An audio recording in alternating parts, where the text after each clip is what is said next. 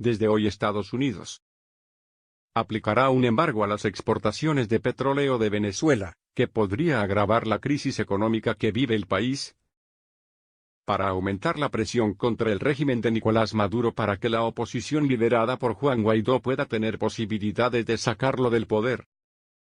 De acuerdo con estimaciones privadas de 2018, las exportaciones de crudo de Venezuela a Estados Unidos representaban casi 50% del total, y un 75% del flujo de caja del Estado. La medida puede disparar el descontento, pero para Michael Sifter, de Diálogo Interamericano, no hay garantía de que ponga fin al gobierno de Maduro. La producción petrolera ha venido en caída las últimas 2 décadas.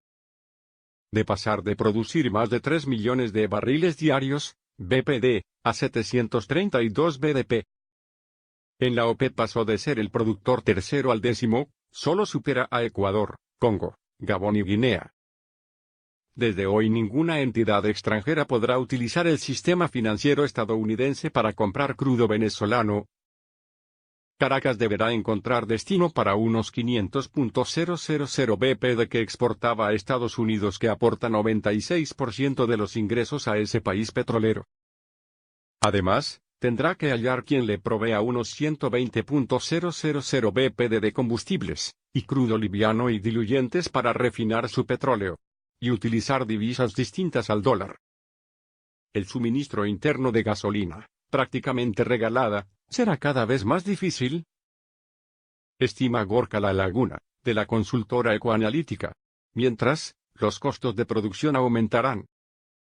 Para eludir la sanción de Estados Unidos, el régimen de Maduro ya ha acudido a compañías chinas y rusas como intermediarias, según analistas.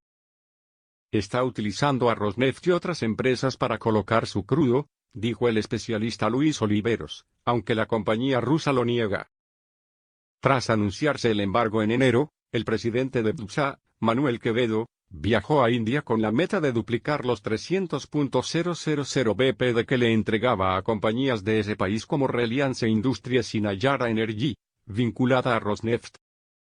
India se perfiló así como el mayor mercado generador de flujo de caja para Venezuela, país con la mayor reserva de crudo, señaló Wilson Center, basado en Estados Unidos. Empresas indias compraban 22% del crudo venezolano en 2017, por detrás de Estados Unidos. 41%, y China, 25%, según la Agencia de Energía estadounidense.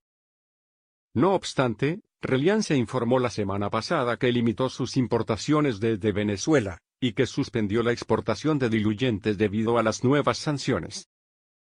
China y Rusia quedan así como salvavidas, advierte Oliveros.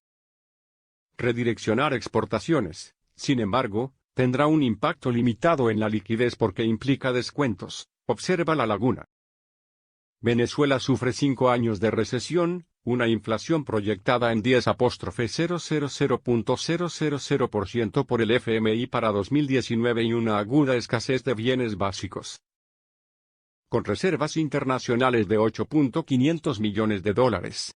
El embargo es la más dura de las sanciones de Estados Unidos contra Maduro, quien dice que estas han afectado a la economía en $30.000 millones.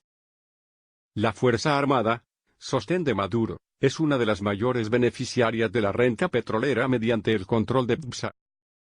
Pero, salvo que China y Rusia ayuden, los recursos mermarán y esto podría afectar su lealtad, apunta Peter Hakim, de Diálogo Interamericano. Pero David Milde, experto en Venezuela del Centro Wola, indica que Maduro usará los recursos para priorizarlos. Y,